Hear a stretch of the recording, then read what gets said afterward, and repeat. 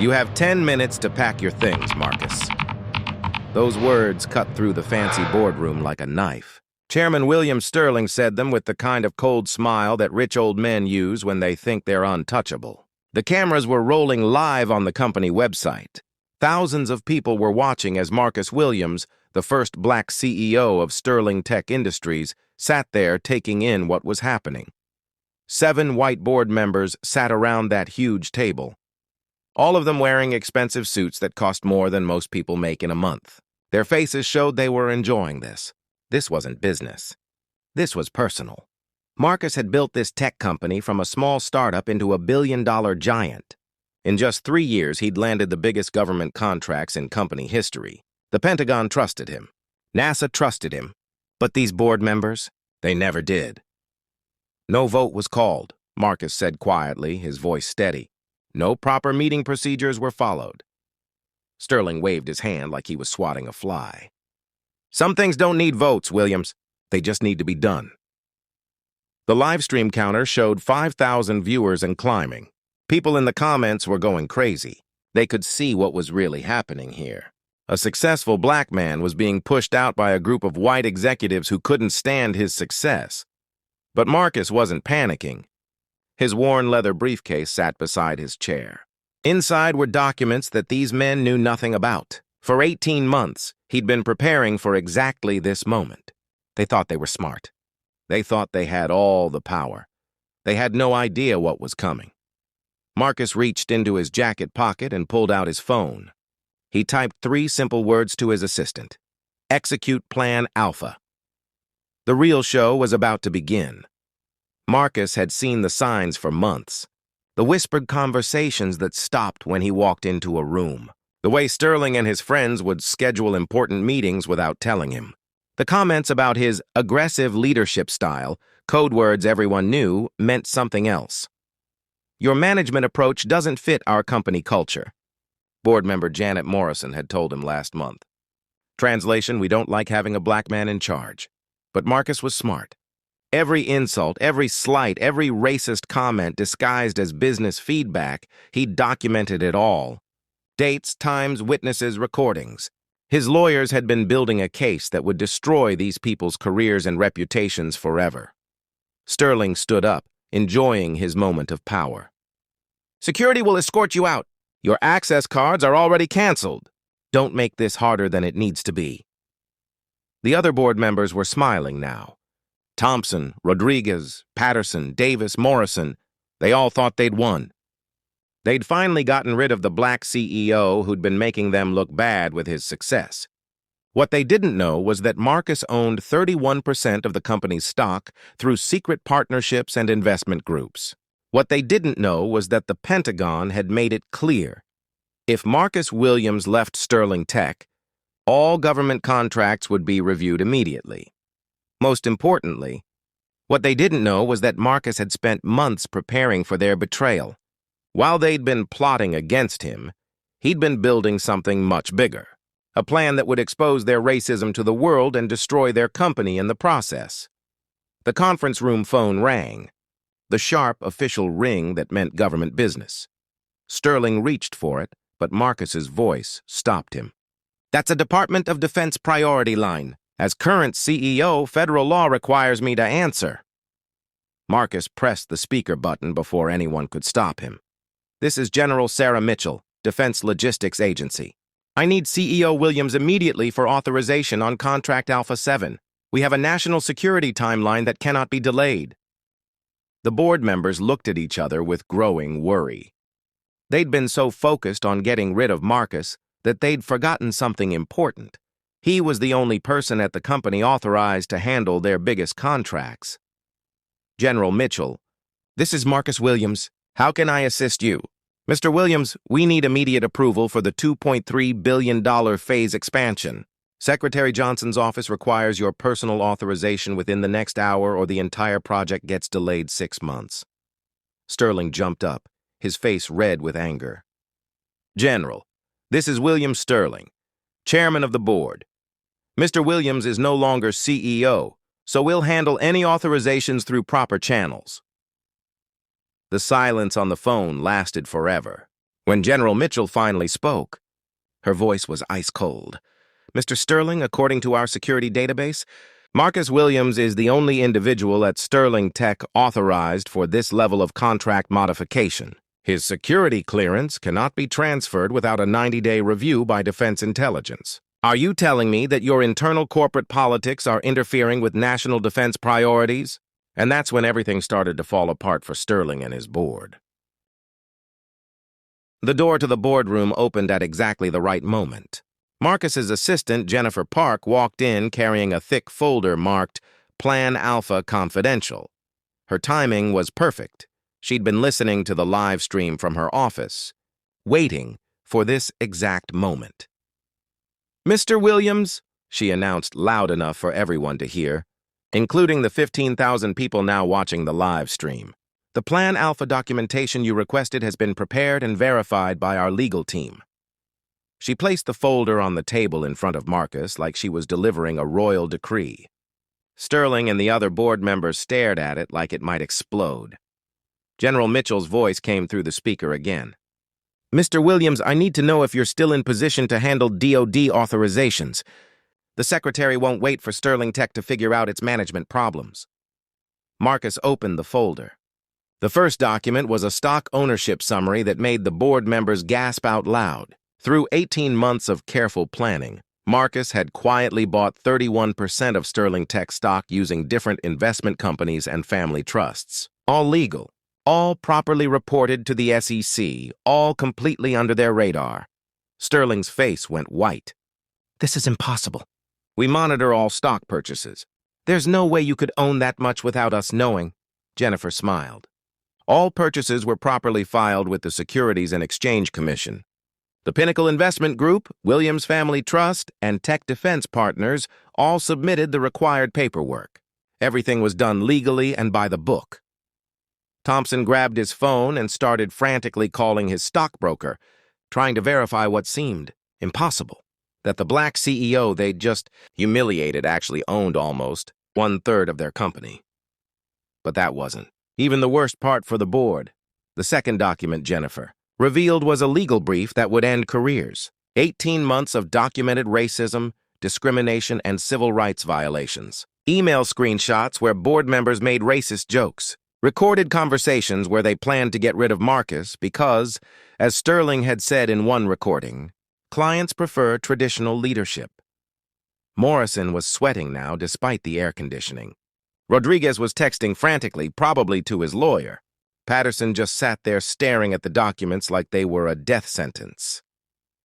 "The legal documentation," Jennifer continued, "includes 47 instances of discriminatory comments, 32 violations of corporate equal opportunity policies, and 18 separate federal civil rights violations. Our legal team has prepared cases for both federal court and the Equal Employment Opportunity Commission."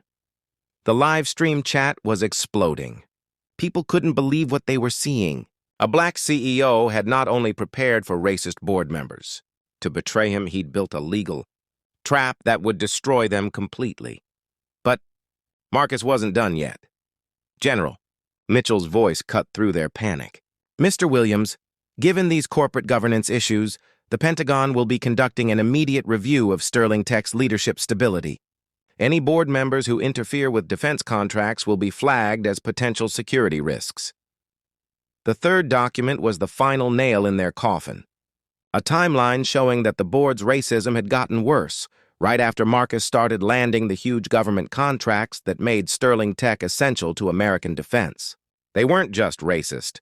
They were also stupid enough to attack the person who made their company valuable. Davis finally found his voice. "This is blackmail. This is extortion. You can't threaten the board with lawsuits." Marcus looked at him calmly. "This isn't blackmail, Davis. This is consequences. This is what happens when you try to fire a CEO illegally while being recorded live on the internet." Sterling was desperate now. "The contracts will be fine. We can handle government relations without you." That's when Marcus dropped the biggest bomb of all. "Actually, you can't. According to Defense Department regulations, If a CEO with my security clearance level is terminated without proper cause and due process, all contracts go into immediate review. Sterling Tech would lose its government authorization within 48 hours. The room went dead silent except for the sound of the air conditioning and the soft buzz of the live stream camera. Jennifer opened to the final section of Plan Alpha. Additionally, Mr. Williams has partnerships with 3 competing defense contractors who have agreed to hire him immediately if he becomes available. They would also be very interested in hiring Sterling Tech's best employees and taking over its government contracts. Thompson slammed his hand on the table. You planned this whole thing. You set us up. Marcus smiled for the first time since entering the room. I prepared for the possibility that racist board members might try to illegally terminate the most successful CEO in company history. The fact that you walked right into that possibility says more about your judgment than mine. The live stream counter showed 28,000 viewers. The story was going viral across social media. Plan Alpha was trending on Twitter. News outlets were already calling for comments. Rodriguez was openly crying now. His reputation, his career, his future, all destroyed because he couldn't accept having a black boss. Sterling made one last desperate attempt. We can work this out. We can negotiate. There has to be a way to handle this privately. Marcus stood up slowly, gathering his papers. You wanted to handle my termination publicly, streaming it live for thousands to see. You wanted to humiliate me in front of the world. So that's exactly how we're going to handle the consequences. General Mitchell's voice came through the speaker one final time. Mr. Williams, I'll need you to stay in your position until this corporate situation is resolved. National security takes priority over internal company politics. And just like that, the board members realized they had destroyed themselves completely. Within 2 hours of the live stream ending, everything fell apart for Sterling and his board. The first domino fell when Sterling Tech's stock price crashed 45% in after-hours trading. Investors who'd watched the live stream were dumping their shares as fast as possible. Nobody wanted to own stock in a company run by racist board members who'd just been exposed on the internet. The second domino was even worse. The Department of Justice announced they were opening an immediate investigation into civil rights violations at Sterling Tech. When federal prosecutors see racism documented in real time with thousands of witnesses, they move fast. By 6 p.m., Sterling had resigned.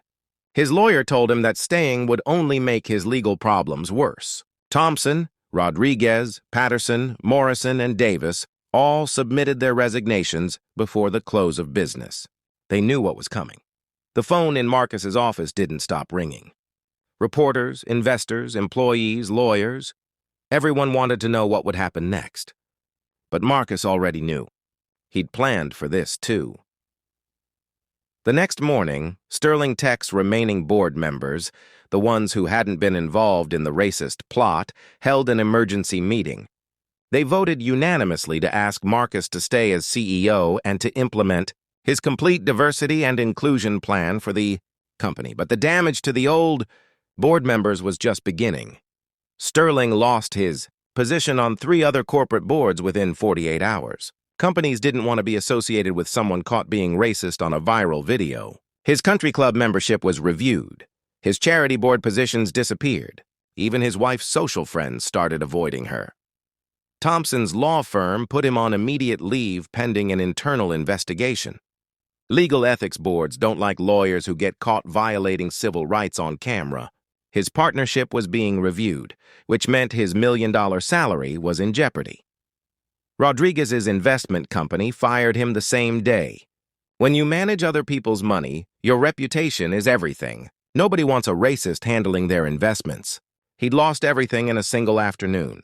The others faced similar consequences. Morrison was forced out of her consulting firm. Patterson's real estate business started losing clients immediately. Davis's medical practice began hemorrhaging patients who didn't want a racist doctor. But the worst part for all of them was social media. The live stream had been screen recorded and uploaded everywhere. Their faces, their words, their racist attitudes were preserved forever on the internet. Their children were getting harassed at school. Their spouses were facing embarrassment at work. Meanwhile, Marcus became a hero. The story went viral across every platform. Plan Alpha became a symbol of fighting back against workplace racism. A justice served trended for 3 straight days. Marcus's phone was flooded with interview requests from major news networks. Harvard Business School wanted him to speak about strategic planning. The NAACP asked him to join their board of directors. 3 different publishers offered him book deals to tell his story. Most importantly, Sterling Tech was stronger than ever. The Pentagon fast-tracked all of Marcus's pending contract applications. Government agencies wanted to work with a company that had proven it wouldn't tolerate discrimination. Employee morale hit an all-time high as workers realized their CEO had been fighting for justice the entire time. New job applications poured in from top talent across the tech industry. Smart people wanted to work for a leader who'd proven he could outthink and outplan anyone who tried to undermine him. The stock price, which had initially crashed, recovered completely within a week. Investors realized that Marcus's government connections and strategic planning made Sterling Tech more valuable than ever. By the end of the month, the stock was trading 20% higher than before the board meeting. But Marcus wasn't done with his former board members yet. The civil lawsuits were filed on Friday. Marcus's lawyers had spent months preparing cases that would cost the racist board members millions of dollars each. The evidence was overwhelming. The damages would be massive. Sterling's lawyers tried to negotiate a settlement, but Marcus refused. "You wanted to destroy my reputation publicly," he told reporters. "Now your legal consequences will be just as public." The former board members faced personal bankruptcy. Their legal fees alone would cost them their homes, their savings, their retirement funds. The actual judgment amounts would finish the job. Their wives filed for divorce. Their adult children stopped speaking to them. Their grandchildren would grow up knowing their grandfathers were famous for being racist on the internet. By the end of the first month, all 7 former board members were facing federal civil rights investigations, personal lawsuits worth millions, professional license reviews, social media harassment, family destruction, complete loss of reputation. They'd tried to destroy one black man's career. Instead, they'd destroyed their own lives completely. Marcus, meanwhile, was featured on the cover of Forbes magazine as CEO of the Year. The headline read, "How Strategic Planning Beats Systematic Racism." During his Forbes interview, Marcus was asked if he felt sorry for the board members who'd lost everything. His answer became legendary. "I feel sorry for every person they might have discriminated against if I hadn't stopped them. I feel sorry for every talented employee who might have been held back by their racism. I don't feel sorry for people facing the consequences of their own choices." The interview ended with Marcus's advice for other professionals facing workplace discrimination. Document everything. Plan for everything. And remember, the people trying to hold you back usually aren't as smart as they think they are. Plan Alpha had worked perfectly. 6 months after the board meeting that changed everything, Marcus Williams stood in front of 2,000 people at the National Diversity and Technology Conference. The standing ovation lasted 5 full minutes before he could even start speaking. "When I walked into that boardroom," Marcus began, "I knew exactly what was going to happen. I'd seen the signs for months. The whispered conversations, the excluded meetings, the feedback about my leadership style that had nothing to do with my performance and everything to do with my skin color." The audience was silent, hanging on every word. In the 6 months since Plan Alpha, Marcus had become the most recognizable CEO in America, not just because of what happened to him, but because of how he'd handled it. "I had 2 choices. I could get angry and fight back with emotion, or I could get strategic and fight back with preparation. I chose preparation." Sterling Tech had transformed completely under Marcus's continued leadership. The diversity program he'd implemented became the gold standard for the entire tech industry. The company was now 40% minority-owned, with leadership positions filled by the most qualified candidates regardless of race or gender. The Pentagon had awarded Sterling Tech its largest contract in company history, a $5 billion, 5-year deal to modernize America's cyber defense systems. The contract came with a specific requirement. The work had to be done under Marcus Williams's personal supervision. The old board members thought they were punishing me, Marcus told the conference audience. What they actually did was prove to the world that trying to suppress talent because of racism will destroy you faster than anything else. The audience laughed and applauded. Everyone knew what had happened to Sterling and his co-conspirators. Sterling had declared personal bankruptcy 3 months earlier. His legal fees from multiple civil rights lawsuits had consumed his entire fortune. He'd lost his mansion, his vacation homes, his car collection, everything. His wife had divorced him and taken half of what little remained. Thompson was facing disbarment proceedings. The State Bar Association doesn't tolerate lawyers who violate civil rights on camera. He'd gone from a $1 million partnership to unemployment in 6 months. Rodriguez had been banned from the investment industry for life. Financial regulators decided that someone caught being racist on a viral video couldn't be trusted with other people's money. He was working at a car dealership now, making 5% of his former salary. The others faced similar fates. Morrison, Patterson, and Davis had all lost their professional careers. They were unemployable in their fields. Their families had abandoned them. Their social circles had rejected them. Most importantly, they'd become a cautionary tale for anyone else thinking about using racism to hold back talented people. Plan Alpha wasn't about revenge, Marcus explained to the conference. It was about consequences. It was about making sure that people who abuse their power face real results for their actions. The plan had worked so perfectly that business schools were now teaching it as a case study. Harvard, Stanford, and Wharton all had courses examining how Marcus had documented discrimination, built legal cases, acquired strategic stock positions, and used corporate governance rules to protect himself. Law schools taught Plan Alpha as an example of how to build bulletproof civil rights cases. Students learned to document everything, understand corporate law, and use preparation to defeat discrimination.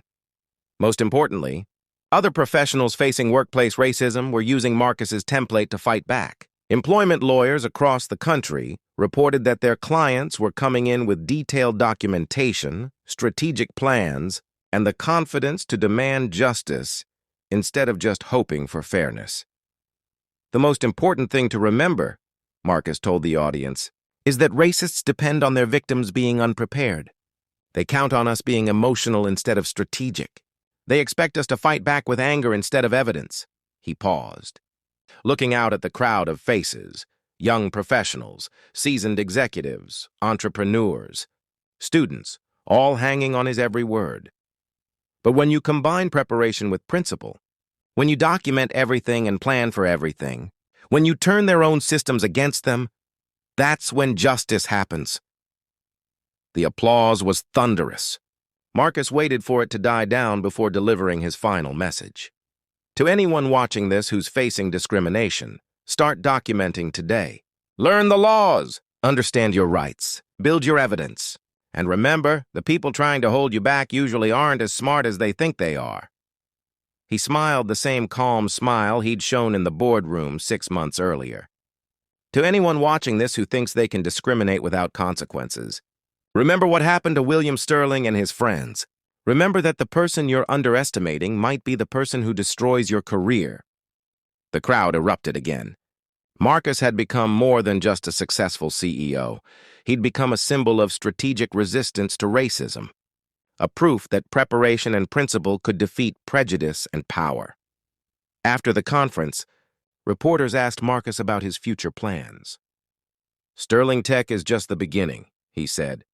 "We're launching a foundation to teach strategic planning and legal rights to professionals facing discrimination. We're partnering with law schools to provide free legal assistance. And we're working with other companies to implement diversity programs that actually work." He paused, looking directly into the cameras that had once captured his humiliation, but now recorded his triumph.